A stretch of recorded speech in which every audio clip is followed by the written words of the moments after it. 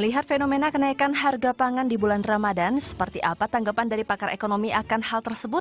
Dan kira-kira apa ya penyebabnya, good people? Ya, pada dasarnya memang harga itu kan ditentukan oleh pasar. Secara hukum syariah itu memang harga ditentukan bagaimana pemerintah sebagai regulator juga mempunyai posisi dalam hal ini. Sebagai regulator nggak mungkin diam aja saat melihat harga terus-menerus naik, harus ada intervensi. Harus mementingkan bagaimana agar rakyat ini tidak menderita. Jadi hukum syariah itu sangat berperan bahwa memang harus ada keadilan dalam sisi masyarakat. Jadi saat terjadi harga-harga kenaikan bahan pokok dan biasanya memang pada saat bulan Ramadan, tentu peran pemerintah wajib untuk mengintervensi itu. Di bulan Ramadan itu biasanya harga-harga meningkat karena berbagai faktor. 3 faktor utamanya itu, yang pertama memang perilaku masyarakat itu sendiri. Biasanya kalau udah puasa, banyak orang-orang yang udah mulai ngestok barang di rumah, udah siap-siap mau lebaran. Jadi mereka banyak beli nih. Pada saat membeli tentu kan persediaan berkurang, gitu kan? Saat persediaan berkurang, maka otomatis harga pun naik. Itu yang pertama. Yang kedua, biasanya menjelang puasa dan lebaran itu harga logistik naik juga. Kita bisa lihat harga tiket pesawat naik, harga mungkin tiket kereta naik, dan itu otomatis berpengaruh terhadap harga-harga bahan pokok juga. Jadi ibaratnya harga angkot naik, harga beras juga ikutan naik gitu. Hubungannya apa? Karena bawa berasnya kan pakai angkot, angkotnya naik, harga pun ke masyarakat naik. Dan yang ketiga, yang juga tidak kalah penting, ya kita nggak bisa pungkirin lah, ada orang-orang yang bermain di sini. Dalam artian mereka menimbun barang, kemudian saat melihat permintaan bertambah, akhirnya mereka baru menjual barang itu sedikit demi sedikit. Nah, secara hukum ekonomi saat permintaan banyak dan persediaan sedikit, otomatis harga naik. Jadi memang 3 hal inilah yang harus dipikirkan bagaimana agar setiap tahun lebaran tuh nggak naik terus harganya. Nanti kan inflasi terus, ya itu berbahaya tentunya. Kenaikan harga pangan yang terus meningkat di setiap tahunnya membuat banyak masyarakat resah. Dan menurut hasil prediksi, tahun ini kenaikan harga pangan masih di tingkat yang wajar dibandingkan tahun-tahun sebelumnya. Prediksi saya setelah saya kemarin mengamati ya beberapa data yang ada, mungkin sekitar 10-20%. Itu pun tetap harus ada intervensi dari pemerintah. Karena kalau enggak bisa di atas 30% dan itu sangat berbahaya. Angka yang normal kalau masih 10-15% itu masih oke. Dan prediksi saya sih tahun ini kenaikan harga-harga bahan pokok di sekitar angka itu. Jadi dilihat normal tidaknya memang saat masyarakat menganggap itu masih wajar. Contoh misalkan kita pernah mengalami harga daging dari 60 ribuan, sekarang sudah sampai mungkin 120 ribu pada saat itu pernah ya. Jadi naiknya bisa 100%, tentu itu nggak wajar. Masyarakat pun berat sekali, ya, akhirnya banyak dari daging jadi makannya mungkin ayam gitu ya. Nah, tapi kalau naiknya 60 ribu ke 70 ribu, kemudian setiap tahun naiknya kurang lebih hanya sekitar 10%, itu masih dibilang normal atau wajar. Padahal mungkin ya bagi sebagian orang juga nggak wajar. Cuman kalau kita melihat indikator-indikator ekonomi bahwa memang saat tingkat ekonomi membaik, kemampuan purchasing power masyarakat itu meningkat, maka otomatis memang harga-harga pun bisa meningkat. Tapi memang harus ada rate-nya. Dalam artian tingkatan kenaikan ini berapa banyak. Kalau menurut data dari Bank Dunia memang kenaikan bahan pokok di berbagai negara itu pasti terjadi. Cuman tadi saya bilang, kalau masih di angka 10% atau di bawah 10%, itu adalah kenaikan yang bagus sebetulnya dibanding kalau kita harus naiknya 30-50%. Lalu, sejumlah harga bahan pangan mengalami kenaikan di Pasar Minggu Jakarta Selatan mulai dari cabai rawit, cabai keriting, bawang, telur, hingga kelapa. Harga daging sapi pun diperkirakan akan terus merangkak naik hingga jelang Idul Fitri.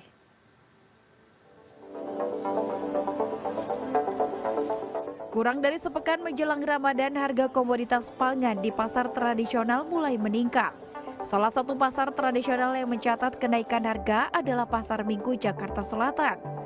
Kenaikan terjadi pada bawang merah dan bawang putih, yang masing-masing menjadi Rp50.000 dan Rp55.000 per kilogram dari harga normal Rp40.000. Kelapa parut menjadi Rp15.000 per buah dari Rp10 hingga Rp12.000. Sementara harga cabai masih tergolong tinggi. Cabai keriting dihargai Rp80.000 per kilogram, sementara cabai rawit kembali menembus Rp100.000 per kilogram. Sebelumnya harga sempat turun menjadi Rp80.000 per kilogramnya. Para pembeli tidak terkejut dengan kenaikan harga bahan pangan yang biasa terjadi menjelang Ramadan. Meski begitu, mereka berharap agar harga tidak naik terlalu tinggi. Cabai, bawang, telur, minyak. Yang naik tuh yang udah mulai ya telur, cabai, kelapa, daging, udah pada mulai naik. Ya pengennya sih jangan naik terus, berat kita. Belanja cabai Bu sama sayuran. Nah, menurut Ibu harga menjelang Ramadan gimana nih, Bu? Naik semua, cabai yang harusnya 60 jadi 80. Jadi nanti mungkin dekat Lebaran minggu ketiga mungkin bisa naik lagi. Harga pangan sumber protein di pasar Minggu juga naik. Seperti telur ayam yang biasanya Rp26 hingga Rp28.000 per kilogram, naik menjadi Rp30.000 per kilogram. Begitupun ayam potong yang mencapai Rp55.000 per kilogramnya, dari yang biasanya Rp40.000 hingga Rp45.000 per kilogram. Salah satu yang tidak boleh dilupakan juga saat ke pasar adalah berbelanja bahan protein, salah satunya adalah daging sapi. Untuk mengetahui harganya coba kita tanya ya. Pak, harga daging sapi sekarang berapa sih Pak? 13 Bu. 130.000 Iya. per kilo.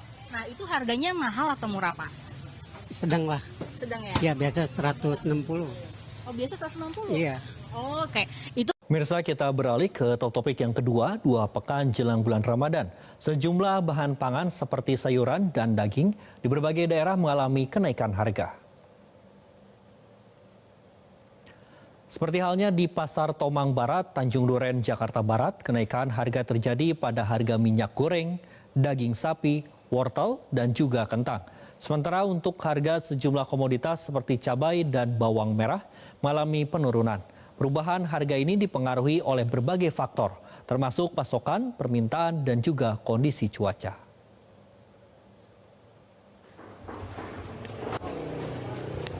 Tak hanya di Jakarta saja, pemirsa, harga sayuran dan ayam di pasar tradisional Kota Bandung, Jawa Barat mulai merangkak naik. Seperti harga kentang yang sebelumnya Rp15.000 per kilogram, kini naik menjadi Rp18.000. Selain itu, harga untuk cabai keriting yang sebelumnya biasa dijual Rp35.000, kini menjadi Rp50.000 per kilogramnya. Sementara itu untuk harga daging ayam masih stabil, berkisar Rp32.000 hingga Rp35.000 per kilogram.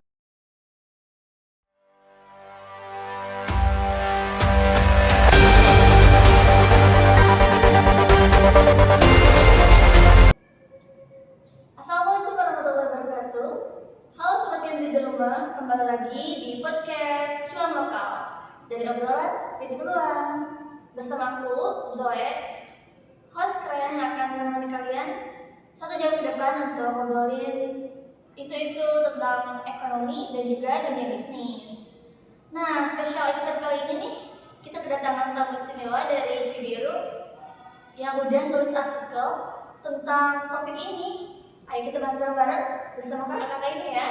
Yang pertama ada Kak Feby, Kak Tiani, dan Kak Nainel. Halo kakak-kakak semuanya. Halo semuanya, dan halo Gen Z. Senang banget aku dan tim bisa diundang gitu ya di acara podcastnya Zoe. Halo semuanya, halo Gen Z, siap mengupas fakta lapangan bareng kita ya. Halo Kak Zoe, halo Gen Z. Yuk kita kupas bagaimana cara UMKM bisa survive tanpa curang full barokah. Ayo kita mulai. Oke, kita langsung aja ya ke Kak Feby. Kak Feby, gimana sih awalnya kok kalian bisa ya sampai sekritis itu gitu untuk mengangkat topik ini jadi bahan untuk artikel kalian? Jadi gini Zo, waktu Ramadan kemarin kita melihat gitu ya fenomena tahunan yang makin meningkat dari harga bahan cabai, telur, minyak, dan daging semakin naik. Nah, kita tuh pengen gitu ya mewawancarai pedagang yang ada di depan kampus UPI Cibiru. Dan ternyata jawaban mereka wow banget. Mereka itu kreatif, tangguh, dan jujur banget Zul. Wah, jadi penasaran nih gimana reaksi UMKM ketika adanya lonjakan harga ini. Mungkin bisa diceritakan selanjutnya oleh Kak Nail ya yang termasuk ke lapangan.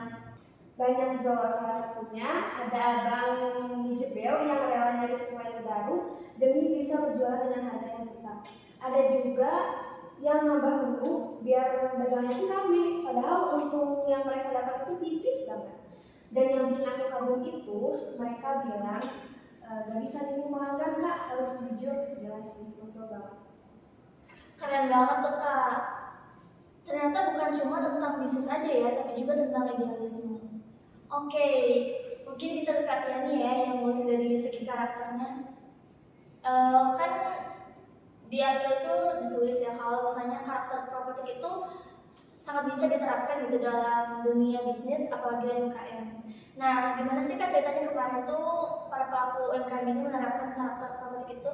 Mungkin bisa dibikin relatable nih buat para pendengar kita. Nah, jadi gini Zo, sahabat Genzi. Jadi kita tuh kemarin terjun langsung ke lapangan gitu kan. Kita pikir tuh dengan adanya kenaikan bahan pokok itu akan membuat para pedagang itu mencari jalan pintas supaya mereka tetap untung. Tapi itu semua tidak benar. Kita melihat mereka tuh tetap menjaga nilai-nilai pemetiknya itu loh. Nah, kita kupas satu-satu yuk biar lebih jelas. Yang pertama, mereka memegang nilai properti sidik, di mana mereka tuh jujur kepada pembeli bahwa ada kenaikan bahan pokok, jadi mereka jujur dengan tidak membohongi pembeli gitu Zo. Kemudian yang kedua itu nilai properti amanah. Para pedagang itu bukan hanya bertanggung jawab untuk mencari cuan atau nafkah, tapi mereka juga bertanggung jawab kepada pembelinya supaya tidak mengecewakan pembeli. Kemudian yang ketiga itu nilai propertinya fatona, yang dimana para pedagang itu cerdas Jo. Mereka mencari jalan keluar dengan adanya kenaikan bahan pokok ini. Mereka ada yang mencari supplier baru, kemudian ada yang membuat suatu inovasi atau makanan terbaru gitu ya. Nah, yang keempat itu ada nilai properti publik, di mana para pedagang itu mereka transparan soal margin yang dikurangi atau porsi yang dikurangi gitu ya. Seperti itu. Wah, jadi pelanggan juga gak sekedar waduh kok harga naik gitu atau gak kaget gitu dengan perubahan, dan ternyata para pedagang juga transparan ya. Iya betul. Sehingga tidak mengecewakan pembeli. Oh my god, itu hal yang luar biasa banget sih. Dan ternyata kita juga bisa belajar loh kalau karakter profetik itu bukan hal idealisme yang susah untuk dijalani ya, tapi juga bisa jadi strategi untuk bertahan, apalagi dalam dunia bisnis. Kalau bahasa Gen Z-nya sih, mereka tuh nggak tipu-tipu, fast response dan punya value ya. Iya bisa banget.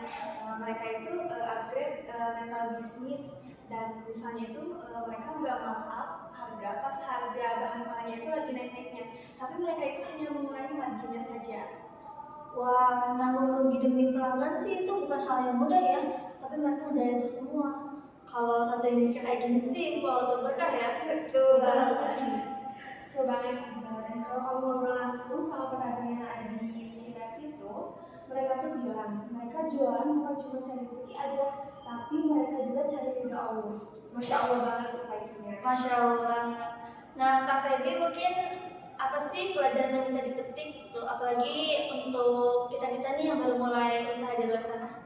Simpel sih. Yang pertama, jangan takut rugi kalau kita jujur. Yang kedua, bisnis itu bukan soal cepat kaya, tapi konsisten dan berkah. Yang dimana UMKM ini bukti nyatanya loh. Dan sebenarnya, kalau kita gabungin nilai properti dan bisnis, itu bukan cuma halal, tapi juga impactful. Karena Rasulullah SAW juga nyontohin secara langsung dan berpengalaman gitu ya dalam berniaga. Setuju banget sih Kak Tiani, apalagi kita sebagai seorang muslim ya, udah sepatutnya kita mencontoh perilaku Rasulullah SAW.